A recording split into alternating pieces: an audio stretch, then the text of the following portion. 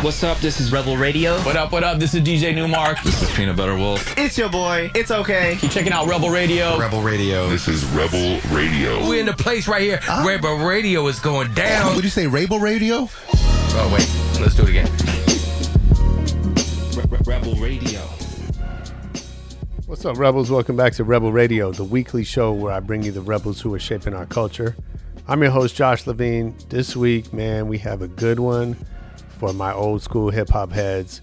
Joe Conzo grew up in the South Bronx, went to school with Cold Crush, and was their homie and their photographer. And he photographed the infancy of hip-hop culture pretty much from the very beginning. We talk about some great old school stories, not only from hip-hop, but also his father was involved in the Latin music scene with a lot of the major players there, and so there's some great music stories, and we talk about Joe's journey into hip-hop, into some personal troubles. He had, I'm not going to spoil it for you, but he had a front row seat to 9/11, and we talk about all those things and how they shaped him, and it's really an amazing story of perseverance and just loving the culture and staying with it. Joe has a new book out, Born in the Bronx. Make sure you go get it. I think you can get it at One Time Run. That's onexrun.com. A lot of his amazing photography from over the years. And let's get into the interview.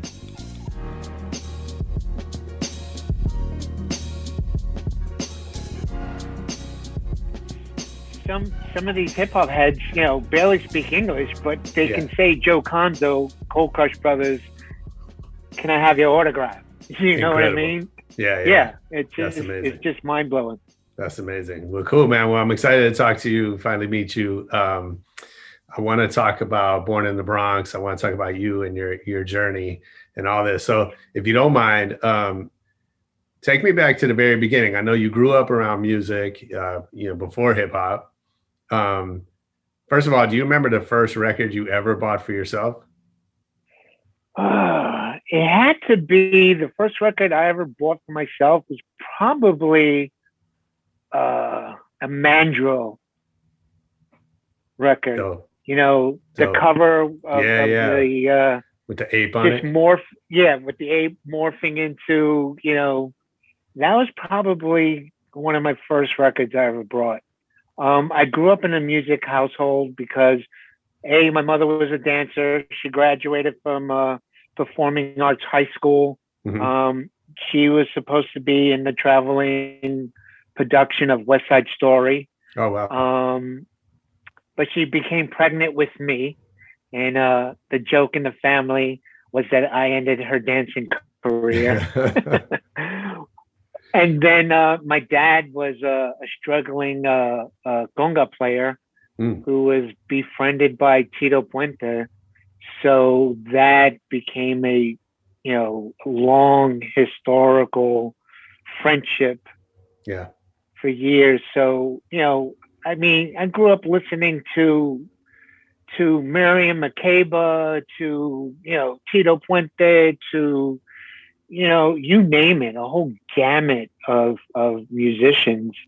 And the way I tell the story is that, I was a disco head wearing bell-bottom Lee jeans and things, dressing up like that, big collar shirts, and being kidnapped into this culture that would become hip hop. Sure. Hip hop. Do you remember? In the Bronx during that time, music was playing out in the streets before it was called hip hop. Sure. You would walk on any street corner and see, musicians playing congas, timbales, the guido, and just playing music out in the streets, in the parks. And I just happened to have gone to the high school with, two guys who were forming a group called the Cold Crush Brothers, and that was Easy AD and DJ Tony Tone. And prior to that, they had already been immersed in this culture. But I became a part of it because I got invited to photograph. I was the high school photographer. Okay. AD was the high school, basketball star, and I just got invited to shoot this jam that they were doing, and the rest is history.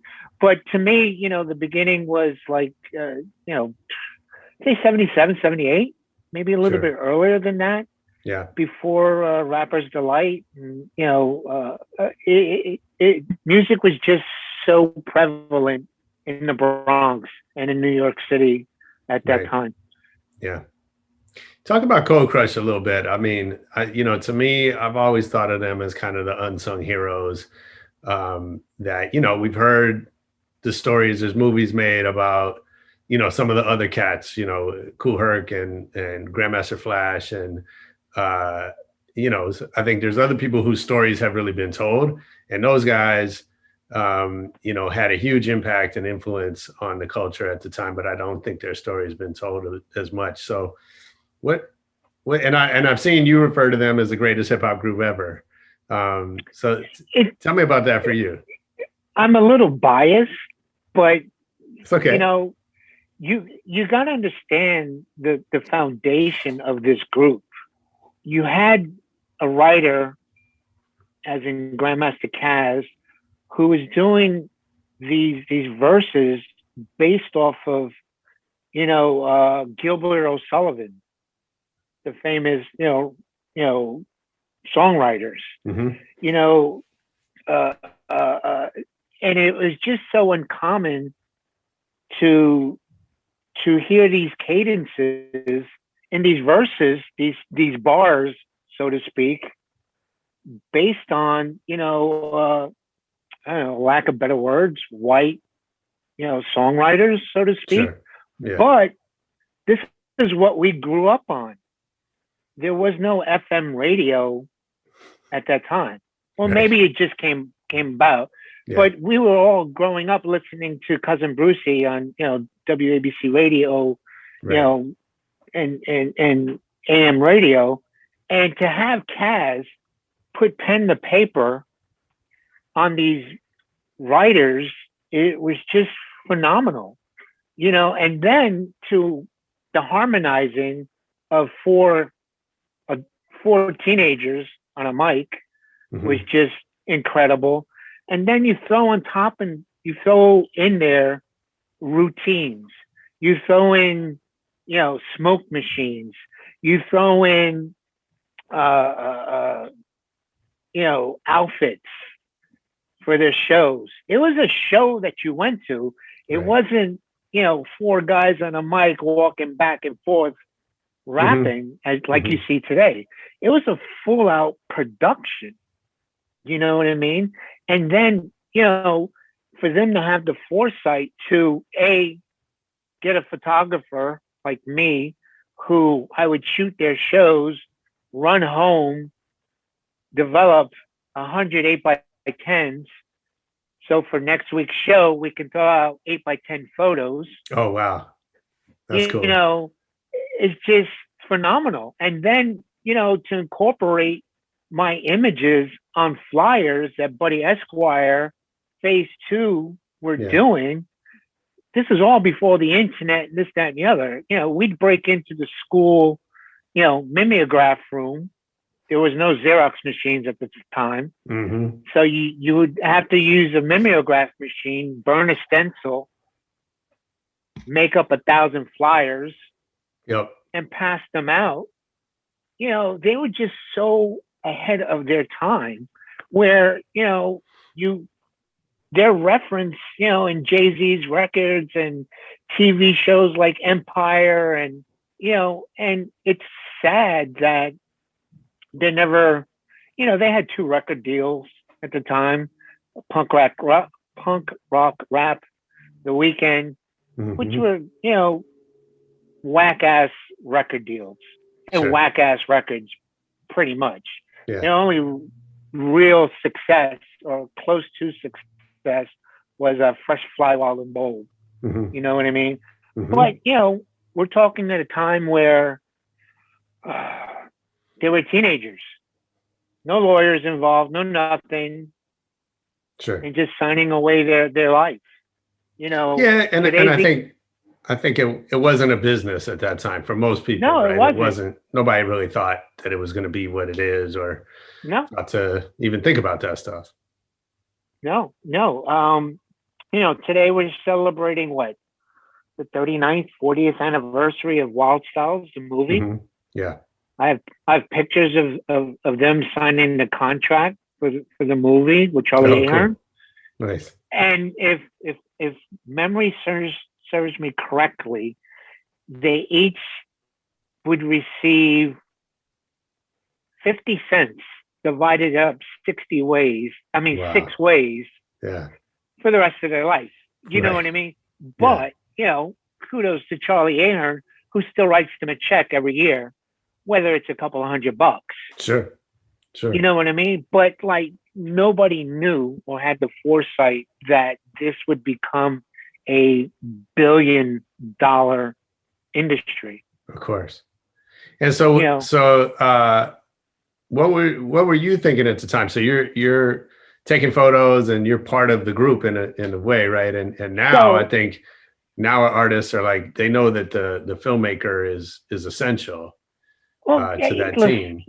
Listen, the photographers don't get the credit that they should get. Sure. You know what I mean? Especially the ones that documented the scene back then. I always tell people that, if you love this culture so much, close your eyes. What do you see? Mm. Now open them. That's what I bring to the culture, the visuals. Shooting back then, I was part of the band, so to speak. Mm-hmm. And I traveled with them pretty much to every jam for a span of 4 or 5 years. And, again, these were just my friends that I just took pictures of.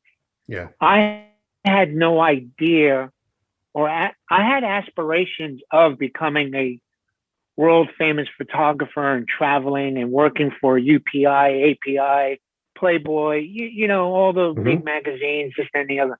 Those were my dreams. Sure. It took 30 years for me to get discovered, so to speak.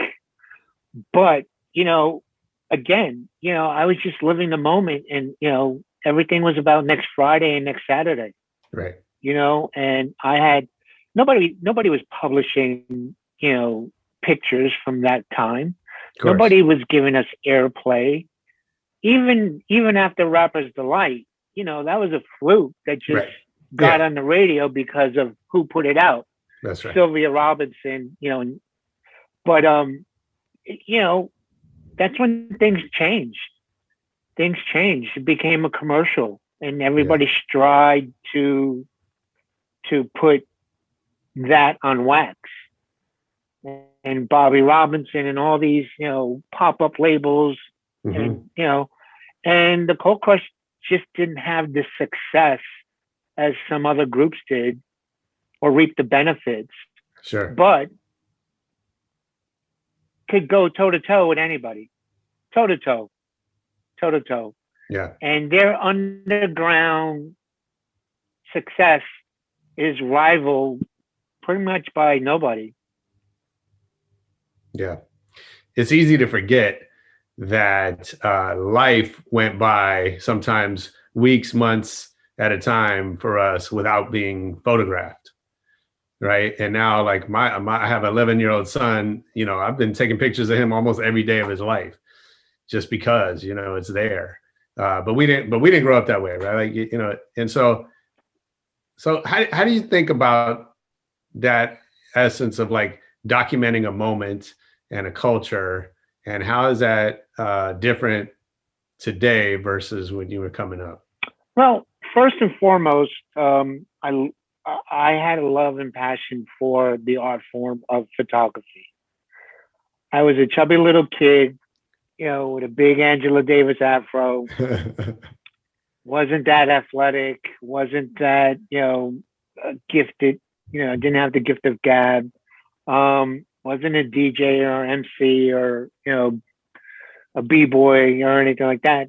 But I had a camera, which was a vehicle for me to break the ice, so to speak.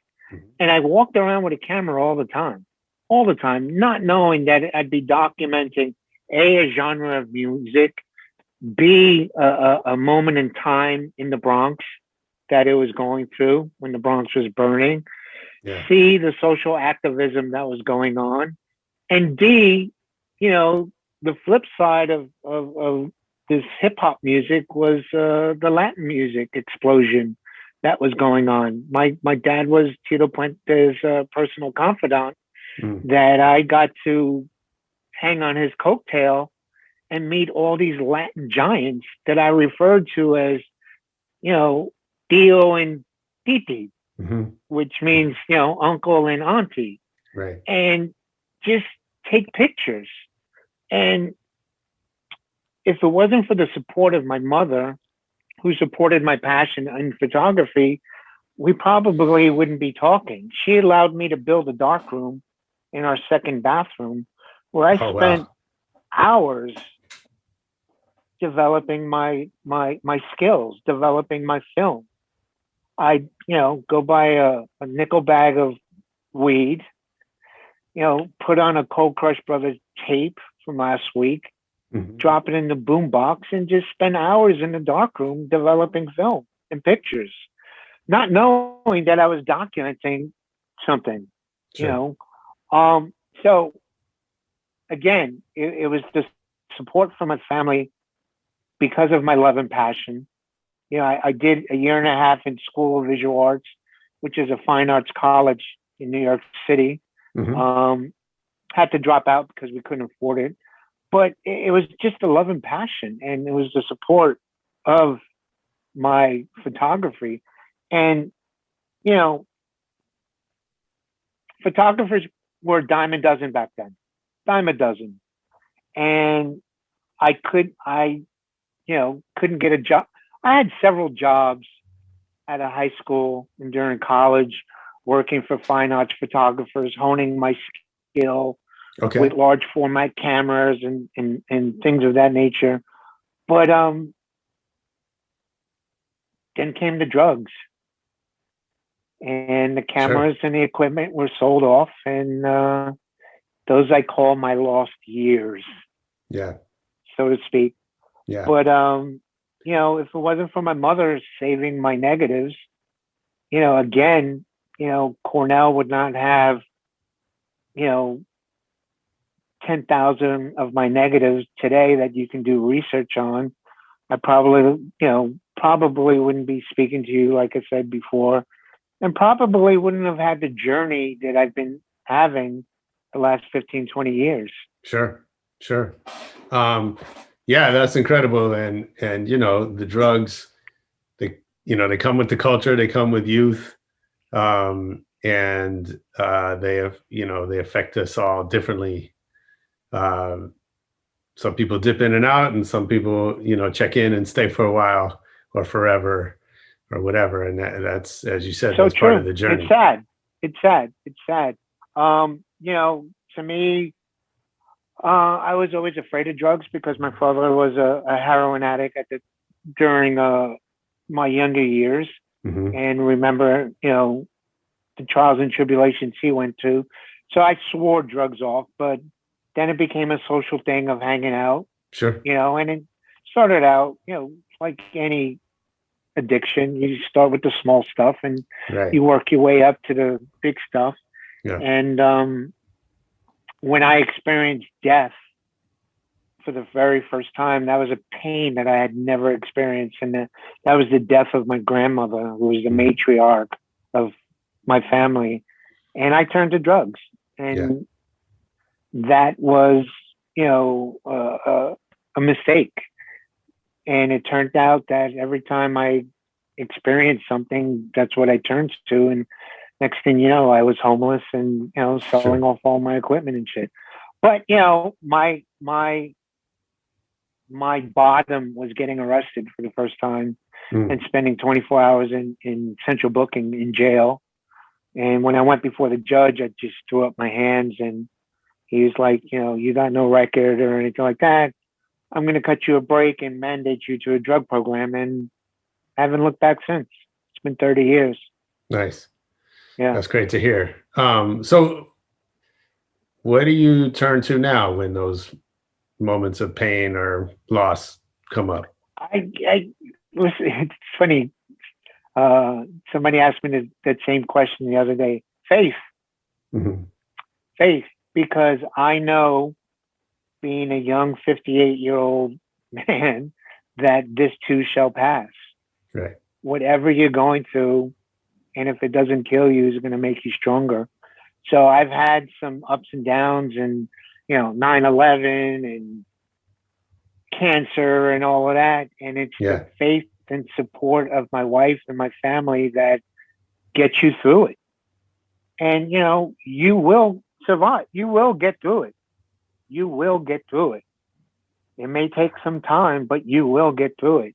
And that's what happens when I'm throwing those little curveballs, so to speak, in life.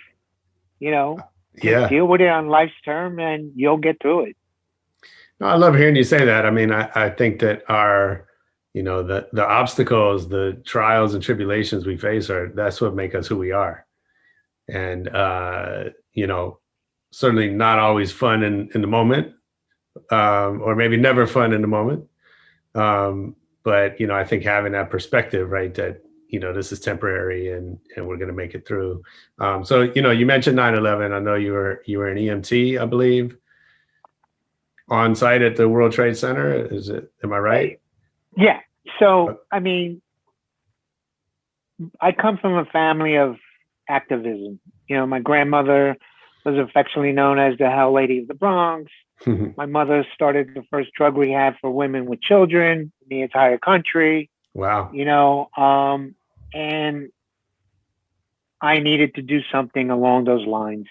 And becoming an EMT provided me a vehicle to help.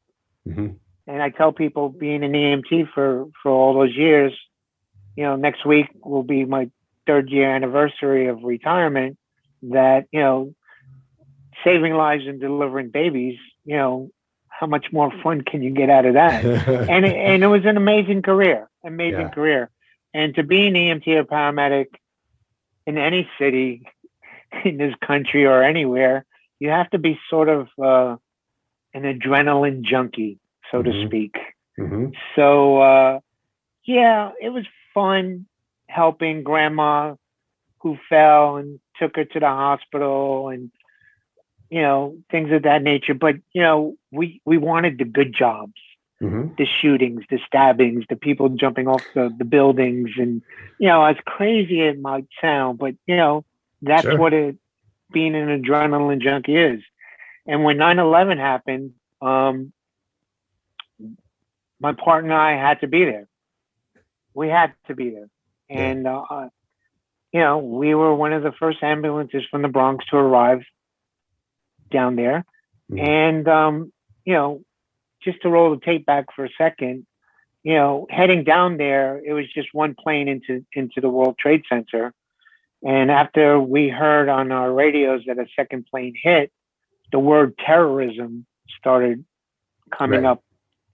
And we actually thought about crashing our ambulance and not responding, because none of us had been trained for terrorism. Right. But again, being the adrenaline junkie that we were, we went anyway. Yeah. And one of the most vivid scenes I remember was just driving down there and seeing thousands and thousands of people running the opposite way. And the only people going towards the towers were the EMTs, paramedics, firefighters, and cops. Right. Yeah. So, we got there. We set up what we call a command post. Mm-hmm. And we did our job. And next thing you know, I'm in the vestibule of the Marriott Hotel, which sat in between both towers. Mm-hmm. And we hear this huge freight train roaring sound. And I ran into the Marriott to seek shelter. And my partner and chief ran back to the ambulance. And I was literally buried alive. Oh, my God. and literally had to dig myself out, and had no idea that the building had fallen on top. We thought another plane had hit, and I had to find my partner, and he couldn't outrun the falling building. So he was buried under the ambulance with a broken arm, broken leg. And it was just one of those days where if you ran right, you died. If you ran left, you lived. Yeah. And, I did about almost 2 years of therapy. I had what's called survivor's guilt behind that. Yeah, of course. And what came out of therapy was that it wasn't my time to go.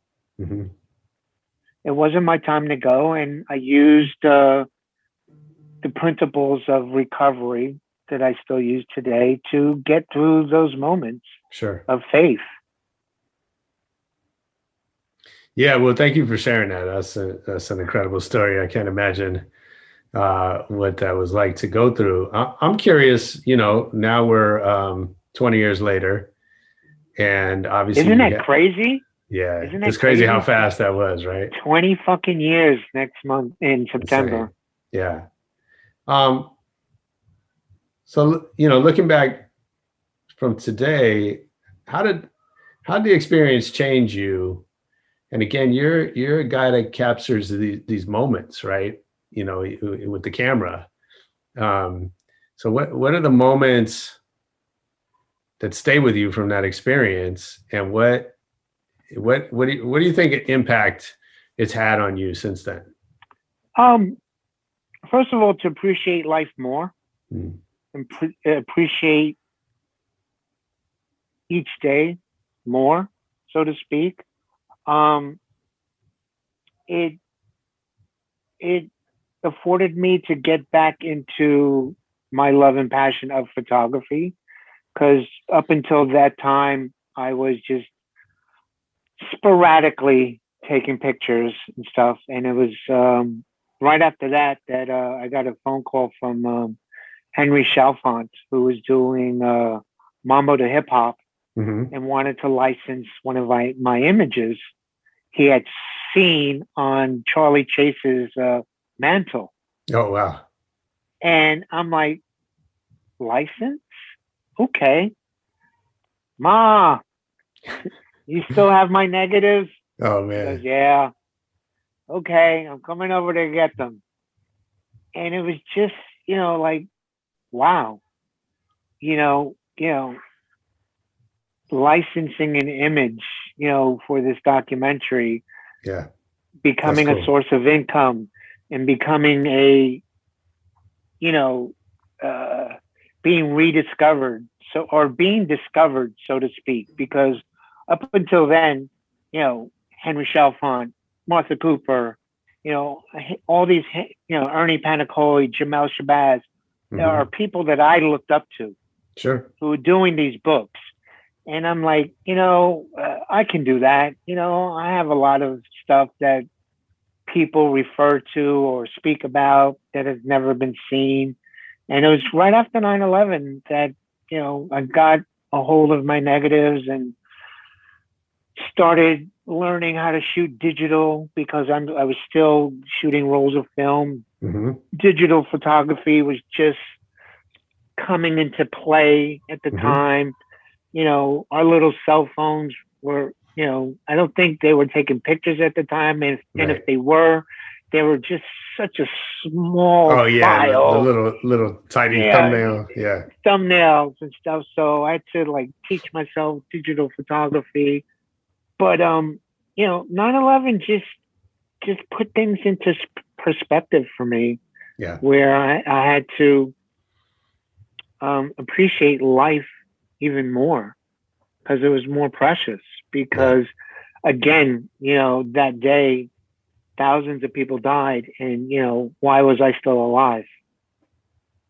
So we have a saying in Spanish, no hay mal que por bien no venga. There isn't any bad that happens that good doesn't come out of it. And the good that came out of it for me was rediscovering my love and passion for photography and for the culture. Yeah. And appreciating life even more, and family. Yeah, that's great. So you talk about being sort of discovered after 30 years or rediscovered or whatever. So tell me about that. Like what happened and what's your response? Like how do you react as things start to happen for you? Josh, I'm humble. I'm still can't believe that, like, even the conversation we're having today. Again, I'm just a kid from the South Bronx, Sure. that took pictures, and to have traveled the world all over, to be befriended by, Michael Rappaport and all these Hollywood stars, and Kate Blanchard has been to 2 of my shows out in London. That's cool. How fucking dope is that? You dope. know what I mean? Yeah.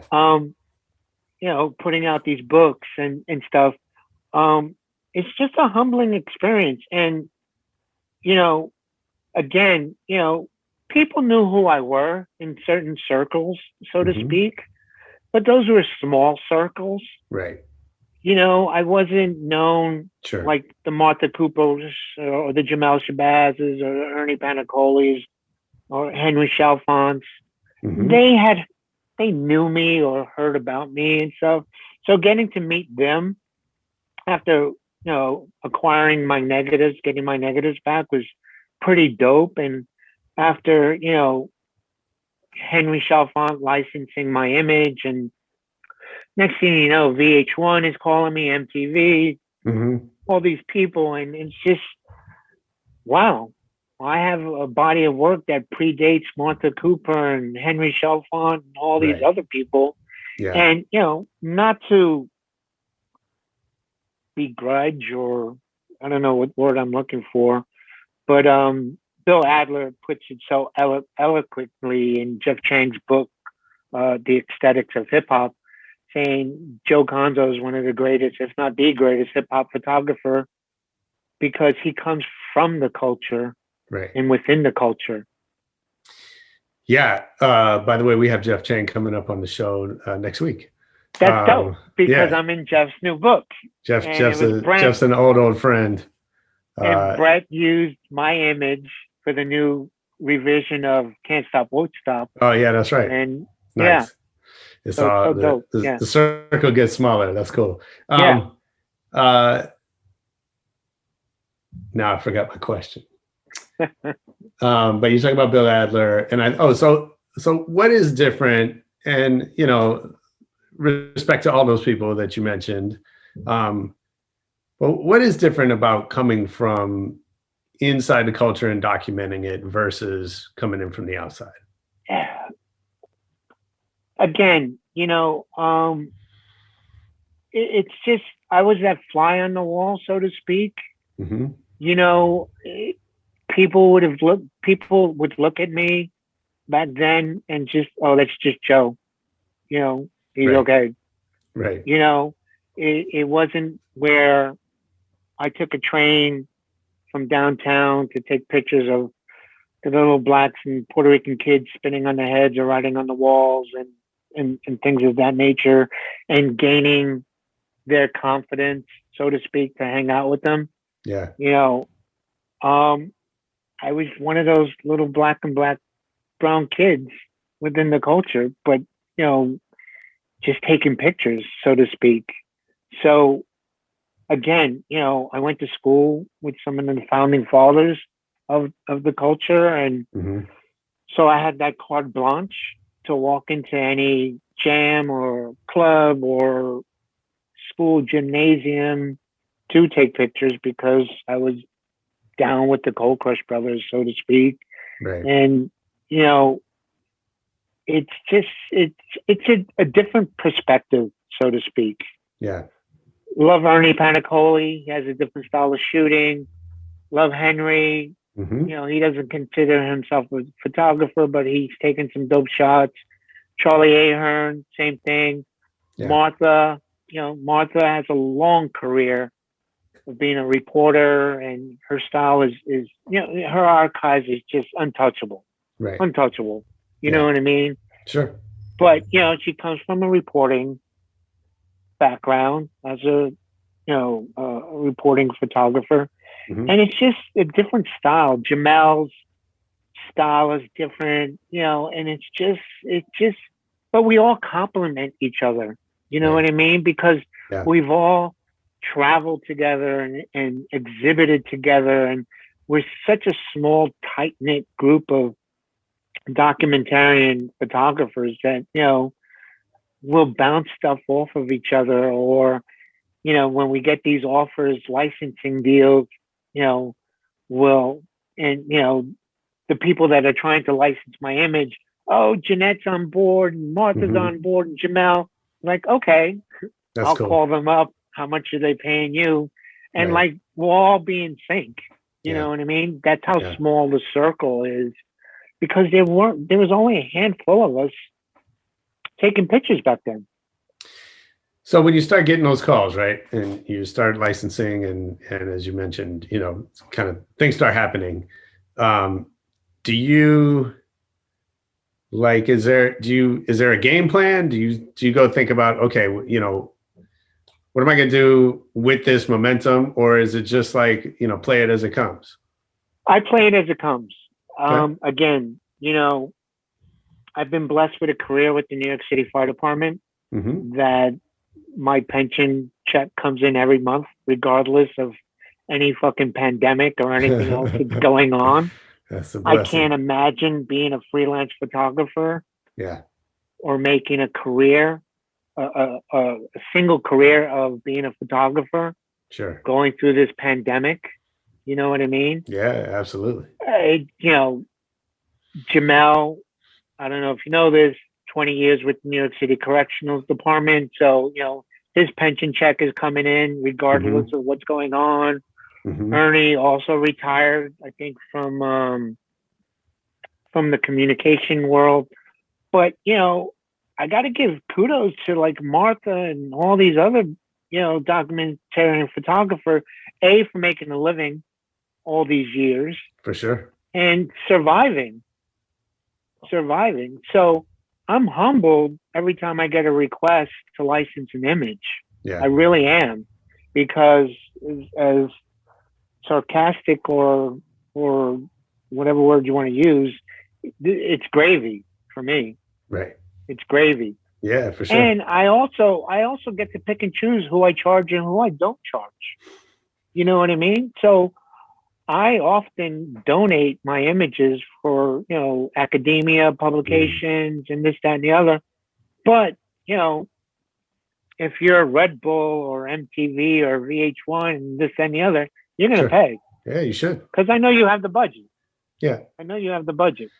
Yeah, and they're using, the culture to sell soda or sell whatever they're selling, and which is fine too, right? We've all decided that's part of the deal. It's part of the deal, and I've learned a lot. One thing I learned in this business of licensing is like, I never knew what the word perpetuity meant. That's a big one. I got to get back to you on that. Let me look up this word perpetuity. And I'm like, forever? Word. No, you're not going to have the rights to this image forever. Right. So, I've learned a lot, and I continue to learn a lot. But I like being in the driver's seat where I can say yes and no. And just, have control of my archive. I love the fact that Cornell came on board years ago, and at that time it was one of the biggest checks that I had ever received. But to have my negatives sit on the same shelf as the Gettysburg Address was so fucking dope to me. Yeah, that's incredible. And for people to be able to research my images, to me, is priceless. And for my good friend Johan Kugelberg, who opened the door to that, to make that happen, I'm so indebted to, because that collection, along with Ernie's images and other photographers and other, hip hop historians, Cornell has the largest body of, hip hop ephemera in the world. Is that right? Oh yeah. I didn't know that. Oh yeah. And to be a part of that or to be the first to make this happen for other people is so dope. Yeah. And again, when I'm long gone and my family's long gone, they're going to be able to research my images. Sure. And that to me is just priceless. Yeah. Think about that for a minute. I think it's so interesting, this like academic interest in hip hop, right? And again, I love it and hate it. Okay. I love it and hate it. I love it that the interest is the spark is there. It's finally happening. Cornell again was one of the first, if not the first, Ivy League college to do this. Others have followed. Sure. Down south, Midwest, this, that, and the other, documenting or archiving those areas' contribution to the culture. The Smithsonian is finally getting on board. I have a lot of permanent work that's on display there. Why do you hate it? But I hate it because some of these academia professors, so to speak, who've never picked up a crate of records before or anything like that, and have PhD after their name, they think they're the go-to guru on the culture. And I'm like, wait a minute, I have a PhD also. My PhD is in poverty, hunger, and determination. And I'll never forget, That's incredible. We were up in Cornell, and it was me, Kaz, Disco Wiz, I mean, you name it, the whole gamut of pioneers, Roxanne Shante. And we're at this conference, and Mark Anthony Neal, who I shouldn't mention his name, but I'll mention his name anyway, who considers himself, the go-to guy in hip hop and wrote books and this, that, and the other.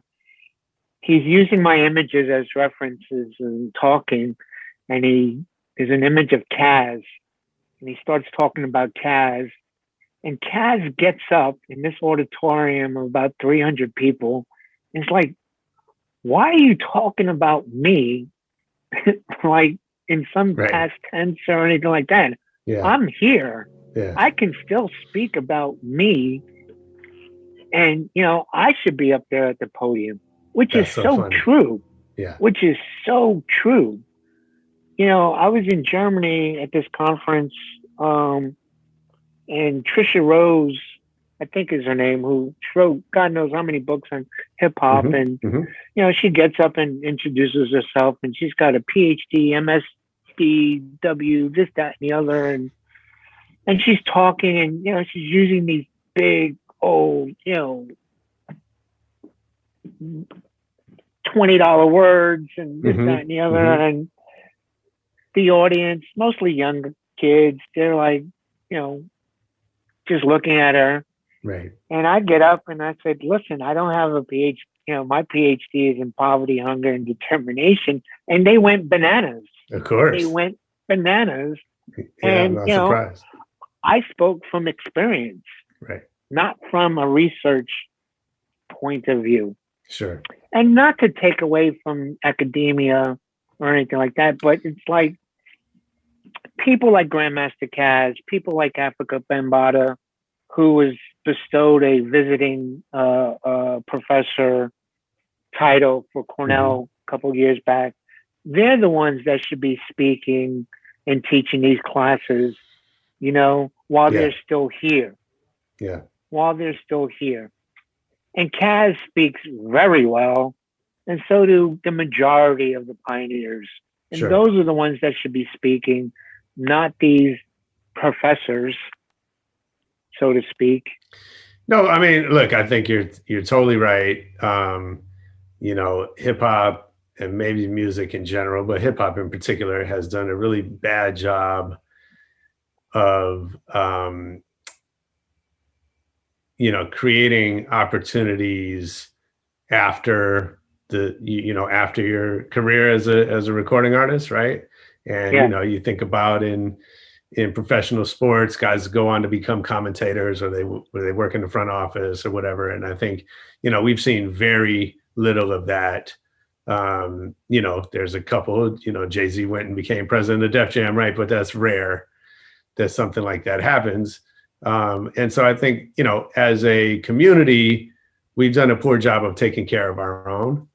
And maybe that'll start to change over time. I know, I saw Swizz Beatz talking about, after selling Verses, he's been talking about creating, income for some of the pioneers. And that would be dope. That would be so dope. But and I salute Swiss for even coming up with that, and some of the other big name, Sure. hip hop.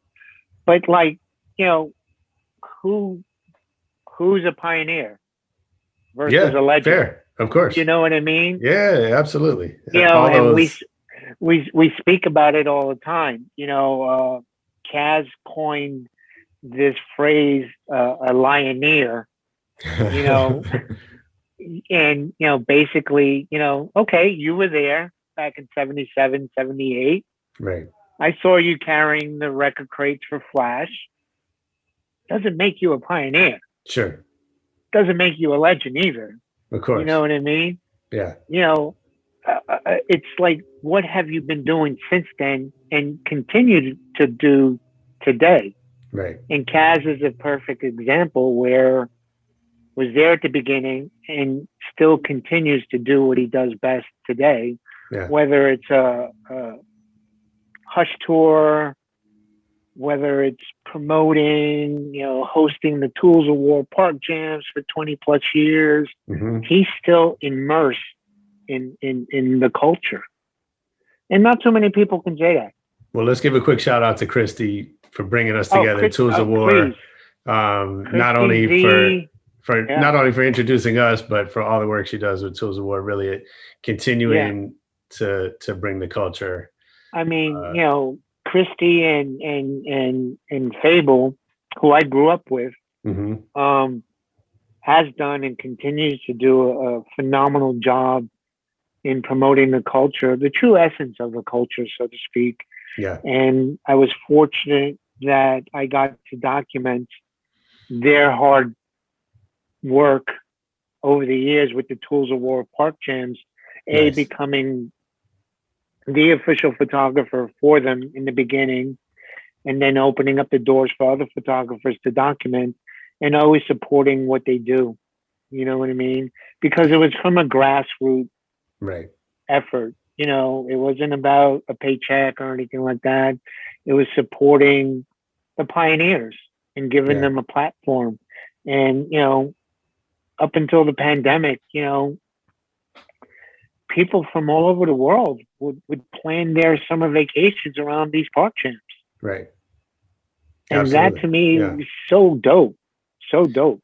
So, thinking about that and we talk about this culture, and then there's modern hip hop, right? Which is, which I think has become the dominant impact on mainstream, consumer culture, from selling, as you said, selling soda to sneakers to, creating billionaires, et cetera, et cetera. And I think, in some ways it's the same culture that we come from. In some ways it's different. Right. And we have this generation gap where, as we were talking about at the beginning, kids all over the world are listening to people rap and DJs and, music made from 808s. But in some cases, they don't know the history. They have no interest in the history. It hasn't been brought to them. I'm not going to blame anybody. I blame that on their parents. That's fair. I'll tell you why. That's fair. I'll tell you why. Because I was brought up in a way where I knew my culture. Right. As a Puerto Rican, Cuban, Italian. You like this music, this is how it started. You like this fashion, this is how it started.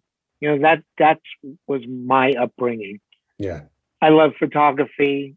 I knew who Ansel Adams was, and all these great photographers, Pablo Picasso, dabbing into photography with his light, writings and stuff. And so that's the way I was brought up.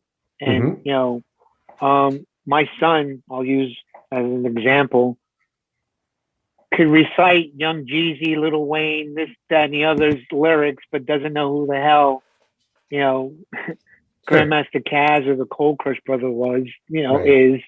And it's just a shame. It's just a shame. So I don't disagree with you. I'm curious, understanding also things get lost over time, right? Generations, what we were told about the stuff our parents, we got some of it, some things don't. So I guess what I wonder is for the next generation coming up today, what do you want them to, what are you hoping gets passed down? I spoke to a group of 8th graders the other day, and they're 12, 11, 12, 13-year-olds. Yeah. And they got a kick out of seeing my images. They got a kick out of knowing that Jay-Z spoke about the Cold Crush, who I'm showing them a picture of. Mm-hmm. So the onus is on us and is as the adults in the room that to show this generation or the next generation to know the roots of whatever you're into.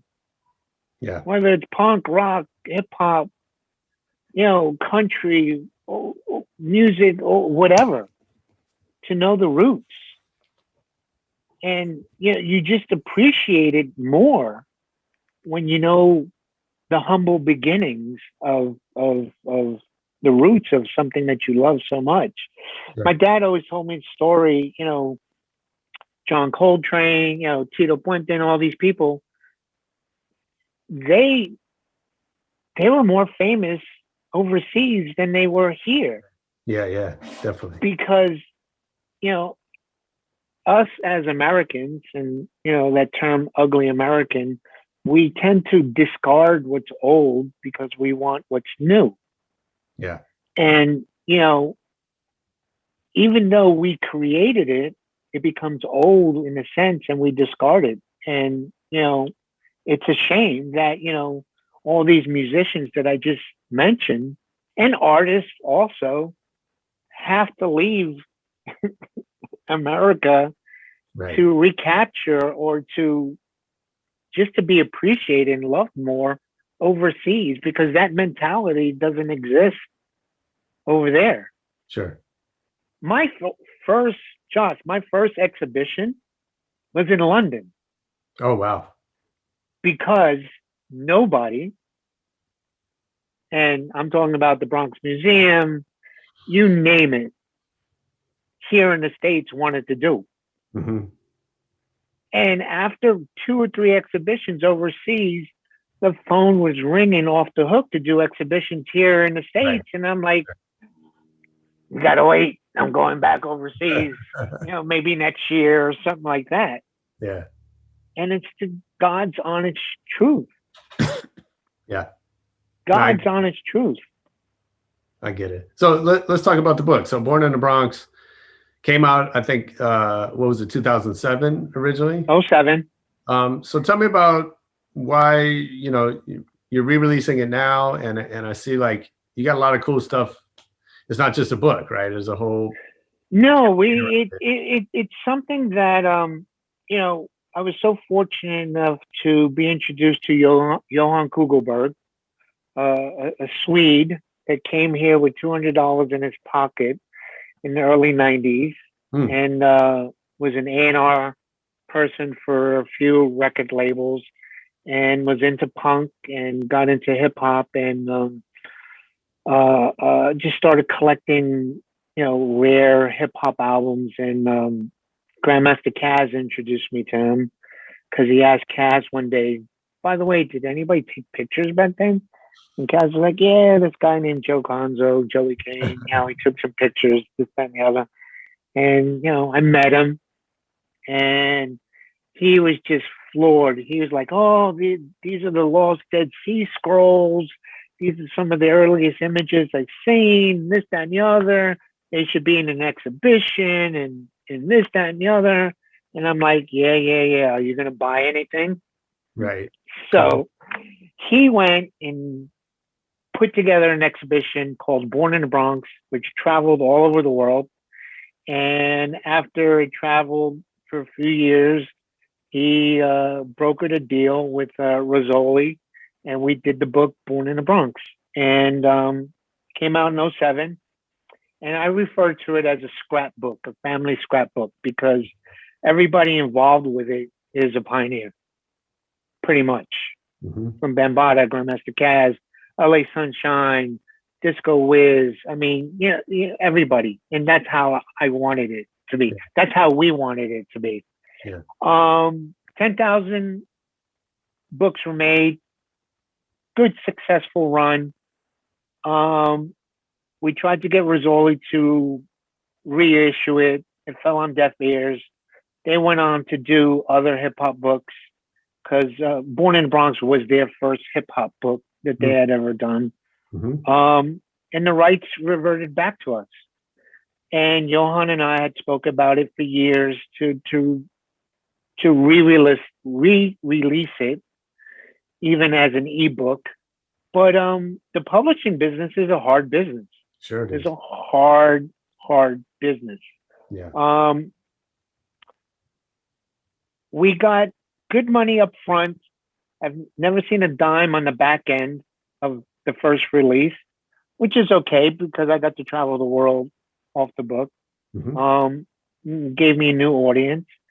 And fast forward to about 2 years ago, Roger Gatzman approached me at the Beyond the Streets exhibition that I was a part of, and saying, "Hey, you ever thought about re-releasing Born in the Bronx? I just saw a copy on eBay for like $600. Oh wow! Wouldn't it be dope to like re-release it?" I was like, "You know what? We've been speaking about it for years, and I'll get back to you." And sat down with Johan, and he was like, "Hey, they want to run with it. Let's do it." And it was just like, okay, do we do it? Just re-release it, or do we add more flavor to it? And it was adding 30 plus additional pages of photography that some people have probably never seen before. It was getting 1X Run on board and Rock the Bells. LL wrote the intro. And so far, so good. People are gravitating towards it, are loving it. And just being able to go back down memory lane, so to speak. I get emails like, "Joe, I missed the first round. I'm so sorry. I can't afford the 600 that they want on eBay, this, that, and the other. I'm just so happy that this is out again and it's expanded." And, so it's been making the rounds and, doing pretty well. And again, the publishing business is a hard business. Of course. I'm not going to be buying a mansion or a brand new car off of this. Right. It's just about giving back. Right. About giving back and making it available again, which is, to me, priceless. Yeah, I think so. Obviously, people want it. People want, we want everything we can get from this culture, right? Those of us who've lived parts of it and want to remember, or those of us who, like you said, are from the outside looking in and want to experience it, that way. It's a little bit for everybody. Also, I think, I love the way you're rolling it out because it is. That's what hip hop is about, right? Is you have, it's a community. And so you have Roger, who's an old friend who's been on this show and, cares about bringing this culture to the world, right? Roger's dope. Jesse Corey from 1X Run is dope. Yeah. Just to have LL come on board and support it also is dope. And I see you doing stuff with Network, again, Aaron is doing his thing. And so I think that's the other part of this to me is like, any publisher can just dump a book out and hope that Amazon sells it, right? But but something that's coming from the community and the culture, is very different. So, and I think it's kind of what you were saying before is like, it's just, it's going with the flow. It's another piece of that keeps that momentum going, and who knows where that'll lead you next. True. So what is next? I'm curious, what you got coming up. What are you excited about next? What is next? I'm working on Johan and I are planning on doing another book. It's a monogram, so to speak, of my work. Not only my archival work, but my current work, my digital work also. Nice. We plan on calling it Conzo. That's it, Conzo. And just to showcase my eye, so to speak, because I'm known for my hip hop photography, but there's so much more in terms of activism, so much more in terms of the Latin music, and then so much digital work. My digital archives go back 20 plus years of shooting, who's who. Yeah. From Jay-Z, Public Enemy, to Alicia Keys, to Paul McCartney, there's such a gamut. And so that's what we're working on now. And, I was supposed to be in Dubai at the Contact High exhibition. I was supposed to go back to Amsterdam, but, COVID put stop to a lot of the exhibitions that were planned. And, I'm not trying to reinvent the wheel. Sure. I'm just,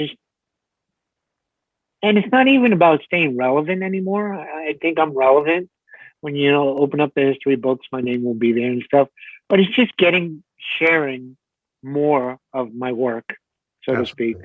Absolutely. Yeah. You I got to go back real quick. You mentioned, we talked about the Latin music. I know, like you said, your father was close with Tito Puente. I know you grew up around, folks like Johnny Pacheco, Charlie Palmieri, Eddie Palmieri, the brothers. I mean, hip hop and Latin music is so intertwined. Yeah.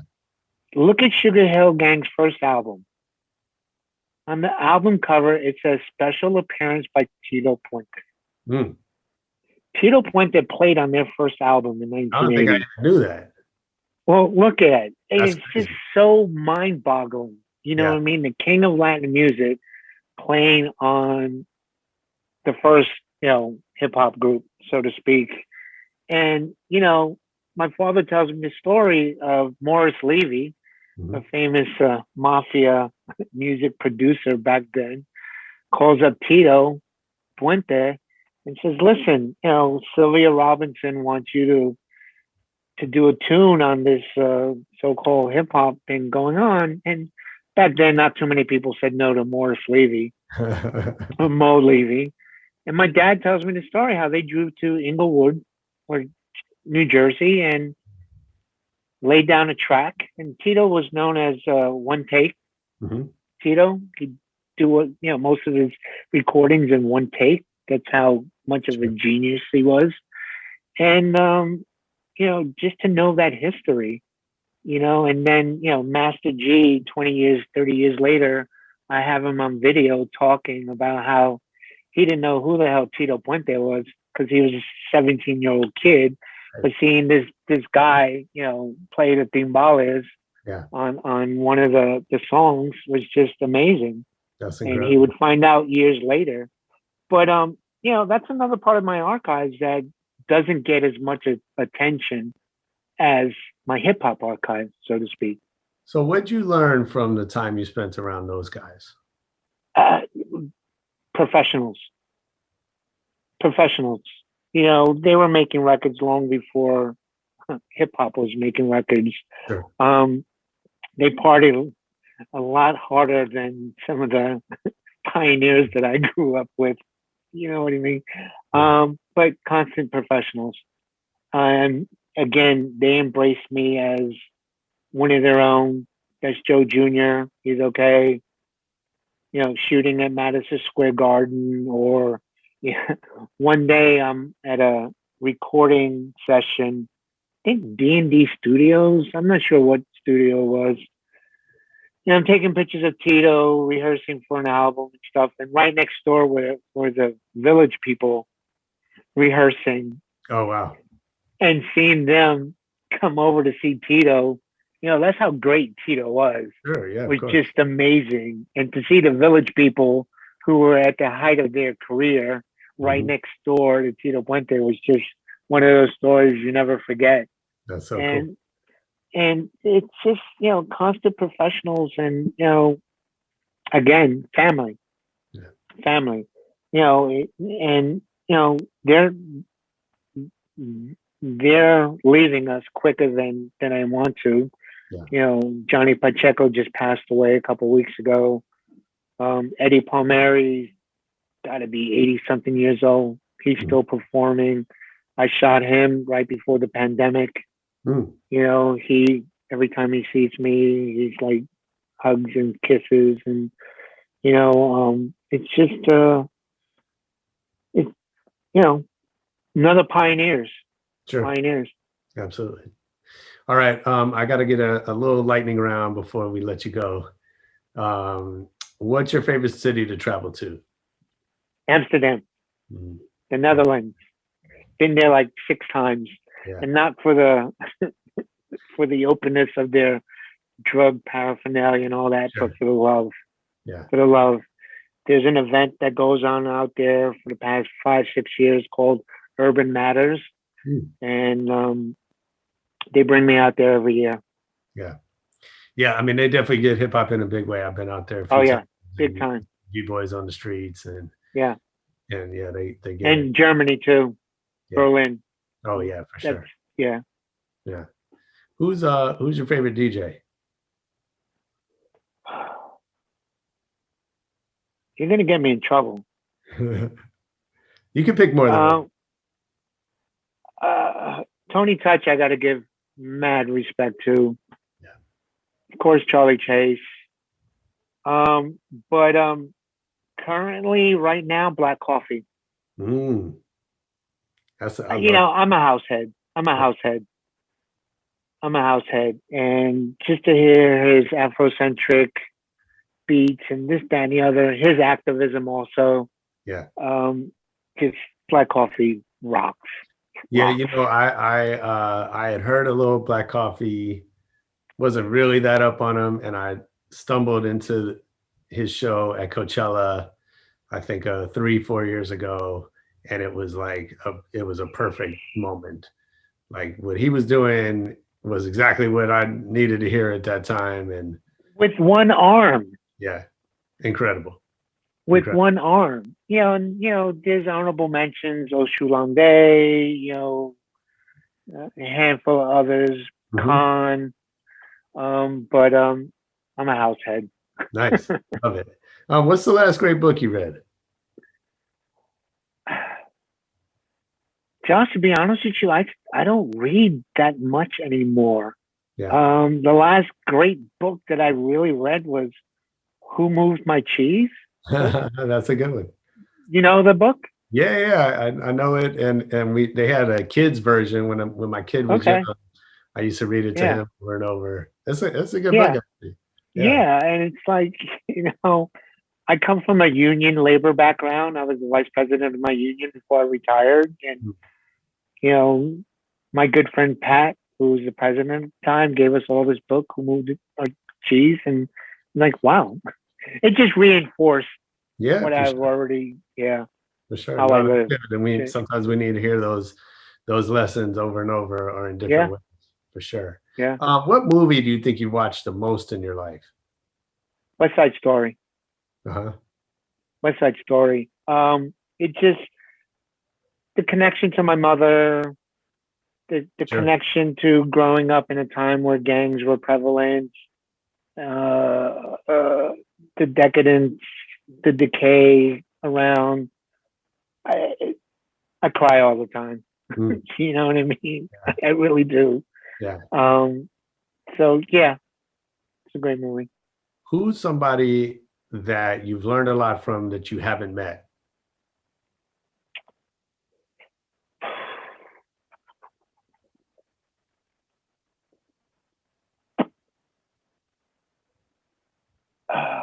I can't answer that. Pretty much, I've been fortunate to meet a lot of people, whether it's just in passing, a handshake, an Mhm. embrace that I've learned a lot from. You know, Michael Rappaport, as crazy as that motherfucker is, you know, he doesn't hold back. You know what Yeah, I love it. mean? Love it. Yeah. And you know, Swiss Beats, who I've had the honor to meet on several occasions, who appreciates my work. Mhm. What he's doing in the art world, besides the music world, is just phenomenal. And so, you know, I've pretty much, I mean, met everybody that I've learned from. That's Yeah, great. that's about, yeah, That's a good problem to have. yeah. Okay, last question. If I was on your team or we work together, what's something I would hear you say over and over? I'm Joe Conzo. Let me take pictures. Leave me the fuck alone. Why? Because in today's world of music and photography, photographers are treated like cattle. Sure. We're allowed to shoot the first two songs of an act. We're shuffled off to the side so the act can finish. Right. And we're shuffled back in to shoot the first two songs of whatever the next act. I don't shoot that way.